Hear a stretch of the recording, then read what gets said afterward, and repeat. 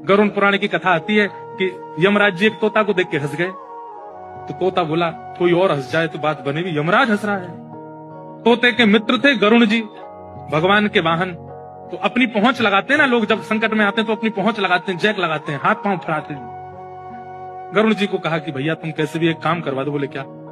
ये यमराज जी मुझे देख के हंस गए हैं, मुझे लग रहा है अब मेरे जीवन के दिन 4 बचे हैं। तुम कैसे भी भगवान से कहकर के मेरी जो जीवन अवधि है उसको बढ़वा दो, क्योंकि मुझे पता है कि ये यमराज जी तभी हंसते हैं जब किसी को उठाना होता है। गरुड़ जी बोले भगवान से बाद में बात करूंगा, पहले तुम मेरे पास आओ, बैठो मेरी कमर पे। गरुड़ जी उड़ा करके उनको 7 समुद्र पार एक गुफा में ले गए और वहां भीतर ले जाकर के छोड़ दिया। बोले यहाँ रहो, यहाँ कोई नहीं आएगा, और ये 2-4-10 दिन यहीं बैठे रहना, सब ठीक हो जाएगा अपने आप।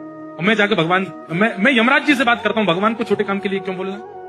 मेरी पहुंच तो सब जगह है। मैं भी रसातल में जाके यमराज जी से कहता हूँ तुझको नहीं लेके जाएंगे, ठीक है?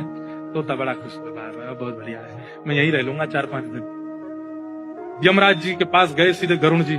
गरुड़ जी तो भगवान के वाहन है, सब खड़े होते हैं, उनको देख के यमराज जी बोले आइए आइए। कैसे आए? बोले हम बस एक बात कहने आए हैं, फिर हमको जाना है वैकुंठ।